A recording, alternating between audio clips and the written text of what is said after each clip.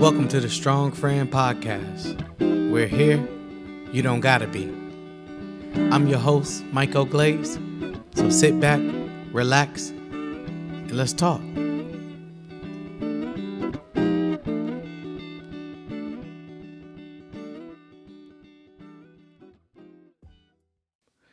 What's up, everybody? It's Myko Glaze, and welcome to episode 7 of Strong Friend Podcast. I call this episode Dear Mr. or Mrs. Fix-It. Stop. Yeah, let that sit in your spirit a little bit. What we're going to do today is we are going to break down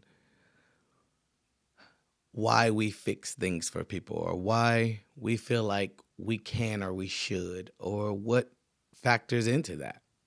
We don't decide in the moment when people are asking us. I do. I always tell people no or we'll see. And why I do that is because I understand that I always show up, but saying no or giving myself a little while to kind of consider it gives me a chance to see if they're going to fix it themselves or show up for themselves, or if it's something that's even my job to do. I always talk about with my strong friends and my friends, you know, sometimes we got to decide if this is our charge, if the work is ours. And that is what nobody ever does in the moment. So we always wind up making decisions on the fly. I say no so that me showing up becomes a good looking out versus an obligation. If you know, you know. So my first question is, what makes you think you can fix them or that? Yeah, sit with that one. So I used to show up no matter what. I used to show up blindly, and blind loyalty, if you're from the hood, blind loyalty will get you in a lot of trouble or absolutely nowhere. But I used to show up for people before they even tried for themselves. And why I would do that? It was really, really rooted in like my vow to treat people how I wanted to be treated at some point. And that was like my desire to have someone be able to do that for me.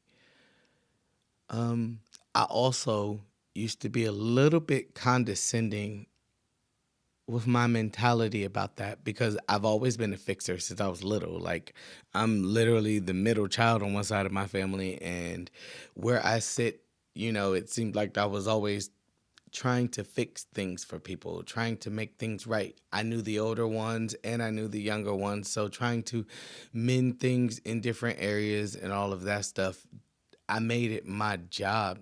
Like, that's, I attribute that to my mother always telling me, you're the strong one, right? How strong are you for real? But I decided somewhere in my 30s that I was not going to show up for people if they didn't show up for themselves. But I used to think that I could fix anything for anybody at any time while I was in any state. And I did not consider myself. I did not consider if the hour of day, if I was tired, if I worked all day, hell, even at work, you know what I'm saying, showing up. And then I realized that once I started to give the 35% that other people would give on jobs, they would notice it and then I would get in trouble. Or once I started to say no to people, how they treated me afterwards, even though I would still show up. They didn't like the no in the moment because they were uncomfortable for the amount of time that I said no. Even with my recent experiences with grief, you know, having nobody to be able to help me fix it, or having only a select couple of people that were even willing to try to just show up and be in whatever moment I was in, it taught me something about being Mr. Fix It for everybody. I can't. And so I don't. I don't force myself to anymore.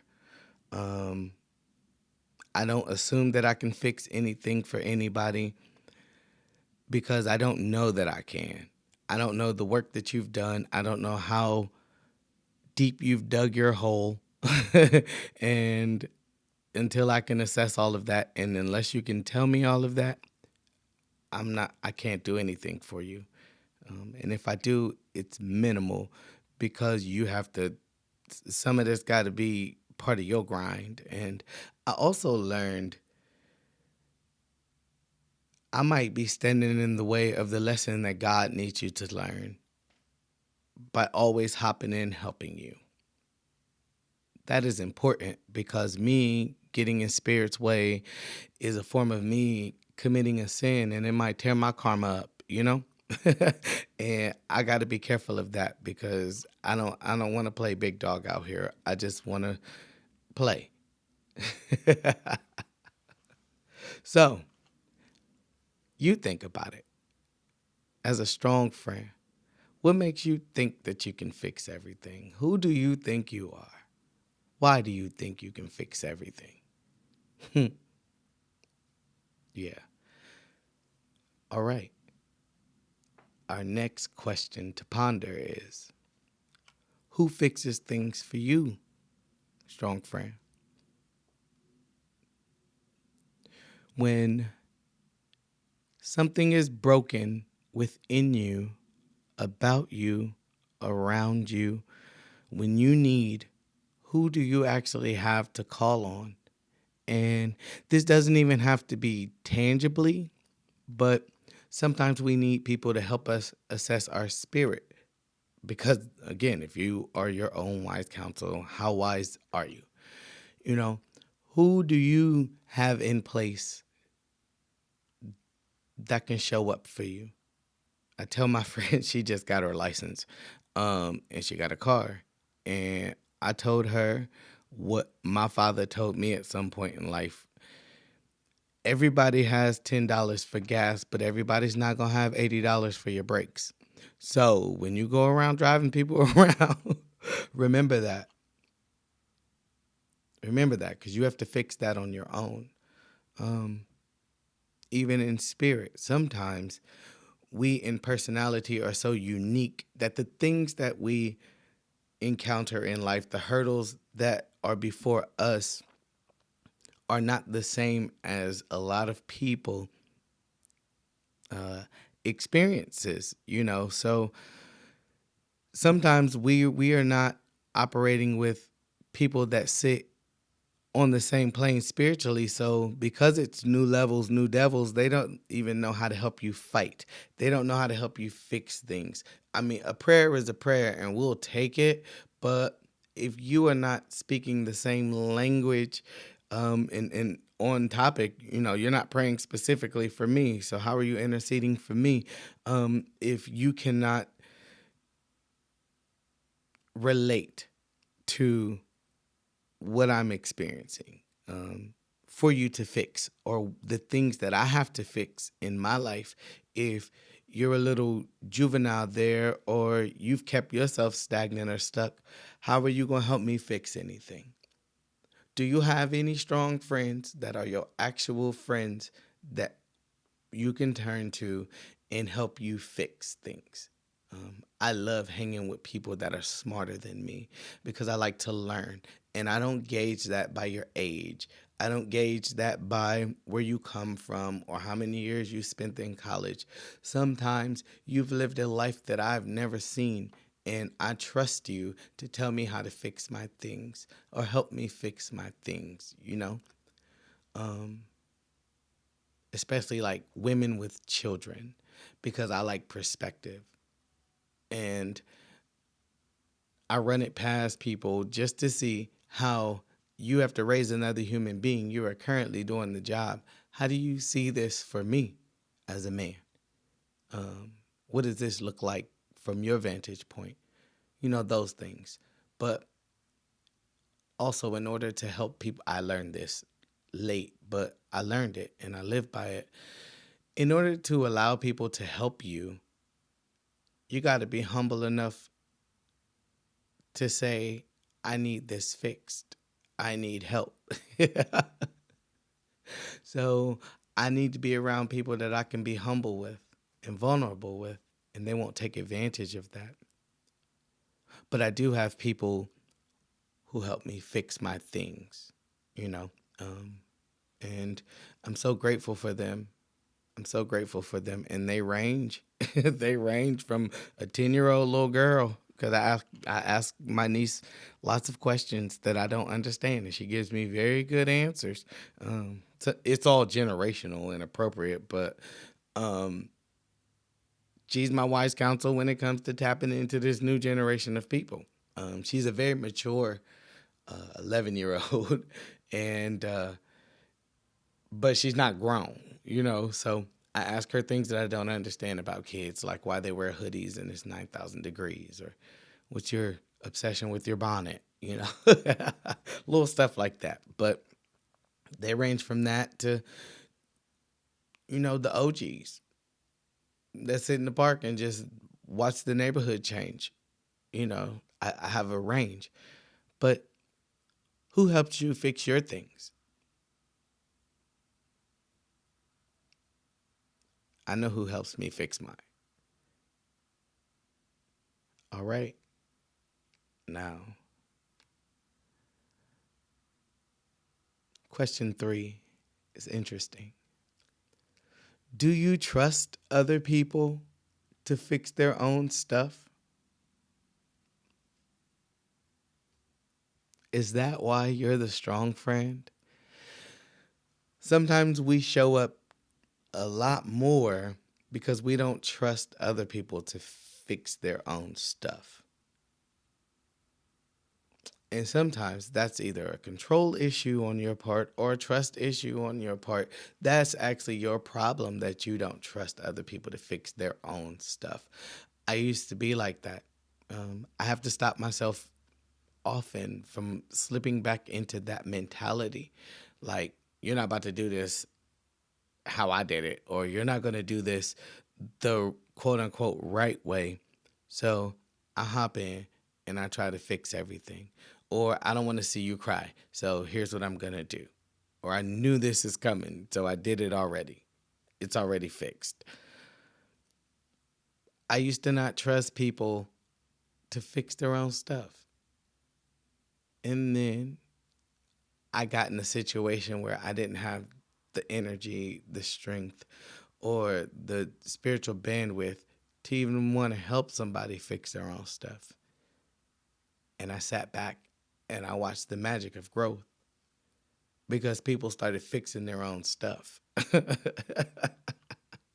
The whole world had a germ, and I watched people survive. And it was like beautiful. I got to see that I can rest in spirit a lot. I got to decide better who I was going to be the strong friend for, because I learned to just trust people to fix their own stuff, or at least try. Don't ask me as soon as they hand you the paper with the question on it. Sit and try to answer it. And I say that to people. Or I do like my friend does me. Let's find out together, especially if I don't know. We'll find out together. It's important to give people a chance to recognize that they can fix things. So sometimes we need to stop. I'm not saying stop fixing things for people altogether or stop helping people fix their things altogether, but what I'm saying is stop and see what someone else can do for themselves. I learned with a lot of my friends around me, it just was thinking it through with them that they needed, not me doing it for them. So I sit and I think things through with people before I say, "Hey, do you want me to do it with you?" Not for you, with you. So I kind of changed the language, which changed the actions and then changed the behavior of me wanting to fix everything for people. So again, what makes you think you can fix everything? Who's going to fix things for you? And do you actually trust people to fix their own stuff? Ponder that. And then, Mr. or Mrs. Fix It, stop. All right, you guys. This has been episode 7 of Strong Friend Podcast with Myko Glaze. I am Myko Glaze, and I appreciate you guys listening and hope to speak with y'all again soon. Follow me on all social media and on Facebook, Myko Glaze, Instagram at King Myko 83, TikTok, Universal Myko 83, and yeah, check out Universal Hands and Organic Essentials by Universal Hands at www.oneuniversalhands.com. Peace. Thank you for tuning in to the Strong Friend Podcast. Like, comment, subscribe, and follow us on all social media.